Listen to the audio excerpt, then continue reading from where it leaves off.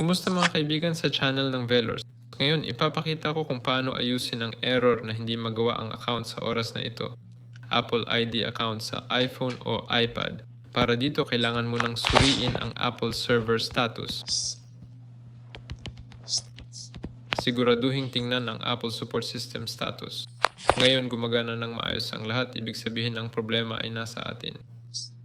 Kaya para maayos ito, subukan mo nang pumunta sa settings at tiyaking naka-off ang VPN. Ito ang una. VPN. Tingnan natin. VPN not connected. Ayos lahat. Dapat ganito, tulad sa akin. I-off ninyo. Susunod. Kung hindi gumana, kailangan iset ang automatic time. Iset ang time. Ito, date and time. At dito, iset natin ang automatic, ibig sabihin automatic date and time. Kasi kung nagbago ang date at time ninyo, magkakaroon ng desynchronization sa pagitan ng server time at sa inyong region at maaaring lumabas ang ganitong error.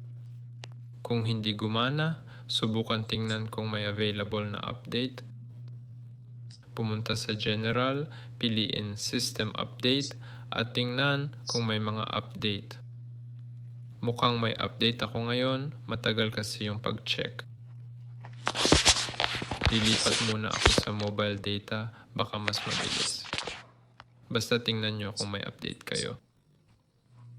Kung meron i-update nyo, subukan nyo yan. Kung hindi pa rin gumana, ayan, may dumating na update sa akin. Kung wala pa rin, i-restart nyo yung phone o gumawa ng account sa ibang device tapos mag-login dito. Yan lang yun. Si Velors ito. Paalam sa lahat.